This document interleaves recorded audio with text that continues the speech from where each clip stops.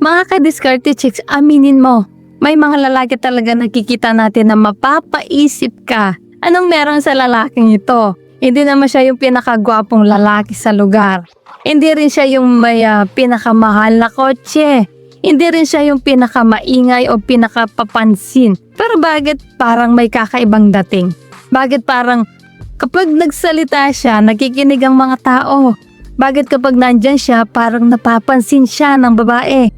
At ang mas nakakagulat dito, mga ka-diskarte chicks, minsan hindi dahil sa itsura, hindi dahil sa pera, hindi dahil sa mga linya na nababasa mo sa internet, kundi dahil sa mga maliliit na bagay na ginagawa niya na hindi niya namamalayan pero napapansin pala ng babae. Yung simpleng paraan niya magsalita, yung paraan niyang tumingin, yung paraan niyang umawak ng sarili niya, yung paraan niya makitungo sa ibang tao.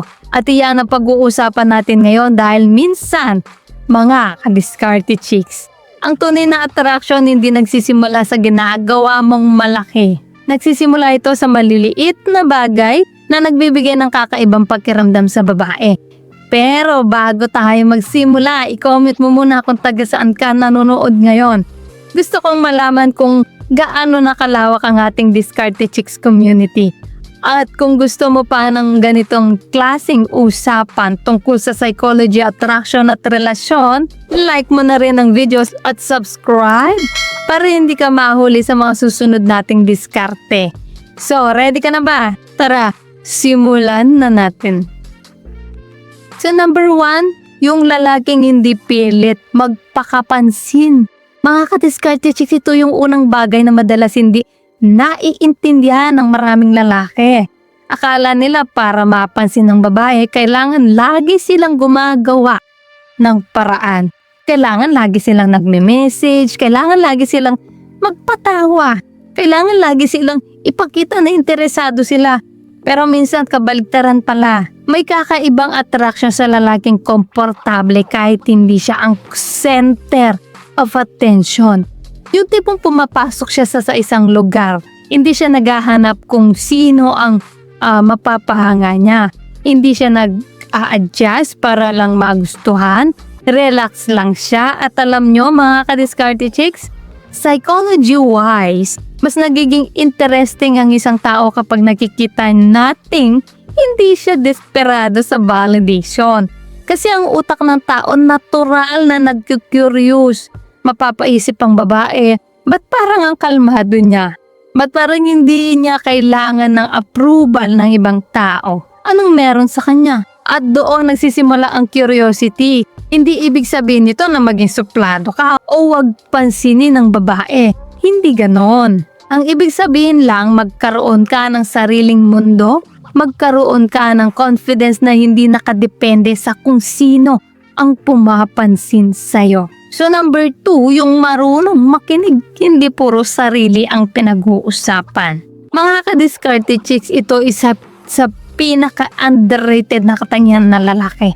Maraming lalaki gustong maging impressive. Kaya kapag kausap pang babae, lagi nilang iniisip, ano kaya sasabihin ko para magustuhan niya ako? Pero minsan, mas attractive yung lalaking marunong makinig. Yung hindi habang nagsasalita ang babae, niisip na niya agad ang susunod niyang sasabihin. Kundi talaga nakikinig, tinitignan siya, naiintindihan siya. Kasi mga ka-diskarte chicks, may malaking epekto kapag nararamdaman ng isang tao na naiintindihan siya. Hindi lang siya basta naririnig kundi naiintindihan. At iyan ang dahilan kung bakit may mga babae nagsasabing ang sarap kausap ng taong yon. Hindi dahil ang dami niyang kwento, kundi dahil gumaan ang pakiramdam niya kapag kasama niya yon. At tandaan mo, ang attraction hindi lang tungkol sa kilig. Madalas nagsisimula ito sa magandang feeling. Sa number 3, yung may sariling buhay at pangarap. Mga ka-diskarte chicks, ito yung isa sa pinakamalakas na attraction factor. Yung lalaking may direksyon, hindi yung buong mundo niya umiikot sa babae. Hindi yung kapag hindi siya nireplyan, parang gumuho na ang mundo.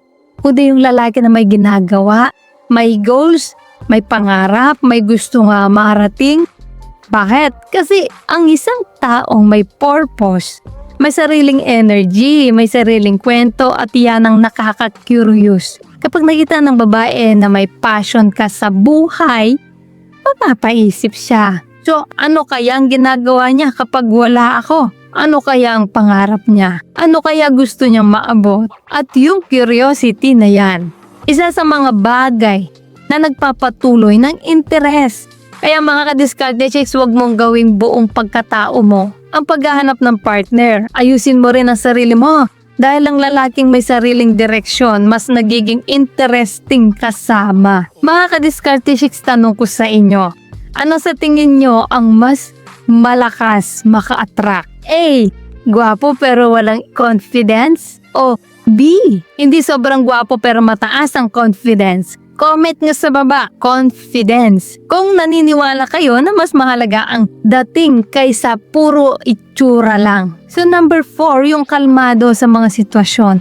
Mga ka-discarte chicks, may mga lalaki kasi na kapag kasama ang babae, sobrang kinakabahan. Hindi alam gagawin, lagi naghahanap ng approval. Okay ba ako? Nagustuhan kaya niya ako? May mali ba akong sinabi? At normal lang kabahan. Pero ang problema kapag sobrang takot kang mawala ang isang tao, minsan lumalabas yung insecurity at yun ang nakakaapekto sa attraction. Samantalang yung lalaking kalmado, hindi ibig sabihin walang pakialam.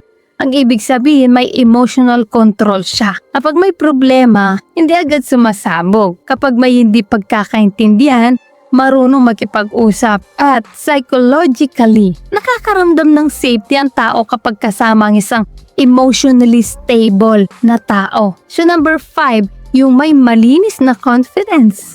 Mga ka-discarte chicks, importante ito. Confidence. Pero tandaan, magkaiba ang confidence at yabang.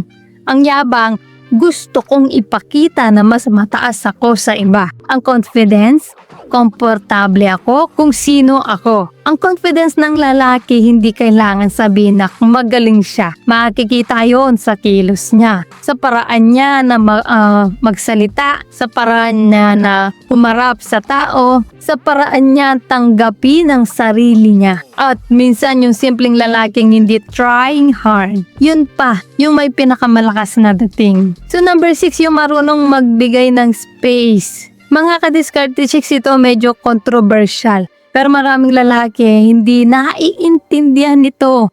Akala nila kapag gusto nila ang babae, kailangan lagi silang nandyan.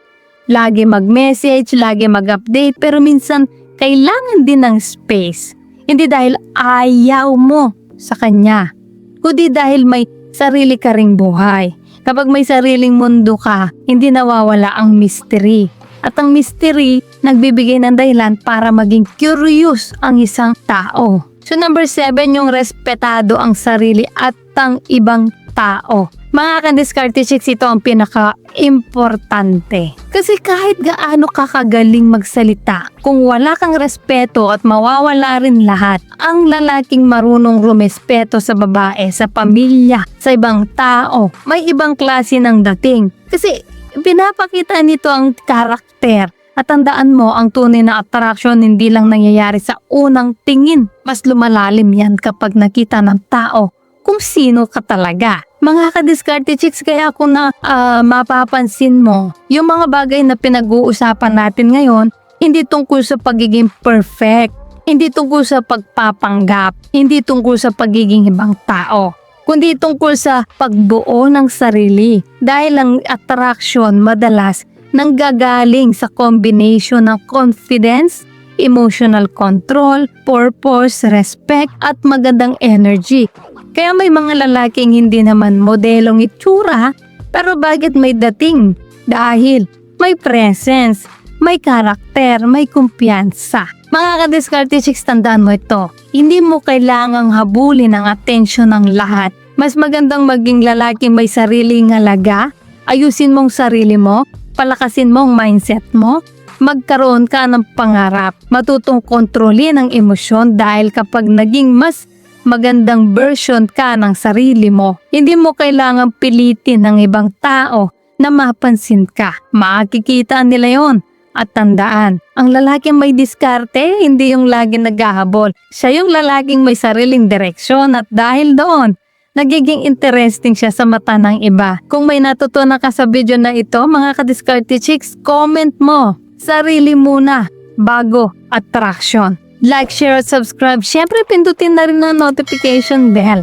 Dahil dito sa Diskarte Chicks, hindi lang tayo basta naghahanap ng pag-ibig. Pinapaganda natin ang sarili habang natututo sa psychology ng attraction. So ayan mga ka-Diskarte Chicks, sana ay may natutunan po kayo sa video natin ngayon. At syempre bago po tayo matapos, shoutout muna sa ating mga masugid na tagapanood na sina Virgilio Dichosio, taga Caloocan City, Antonio Doligol ng Surigao, Jamie Maravilla ng Legazpi, Arnold Gonzaga from Kidapawan, Cotabato, Mohammed Macarambon from Isabel, Romy Talioga from Texas, Jimmy Dayog ng Sultan Kudarat, Mindanao, Ferdinand Baldonado ng Oakland, Prudenciado Venus from Saudi Arabia, Henry Cabrera ng Davao City, Rogelio Galvez Jr. from London, at kay Reynaldo Munar Orgigas Motor from Mindoro Occidental.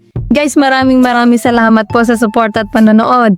Mga ka-Diskarte Chicks, dahil po sa inyo, patuloy at lalo po akong ginaganahang gumawa ng mga content na makakatulong at makakaaliw.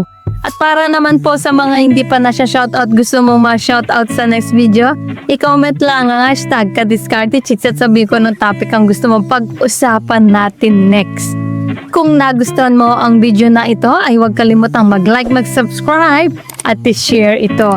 So guys, this is Diskarte Chicks, your love mentor na lagi nandito para sa mga diskarteng pag-ibig. Kita-kit sa next video. Maraming salamat sa panonood. Ingat kayo palagi. Let's spread love.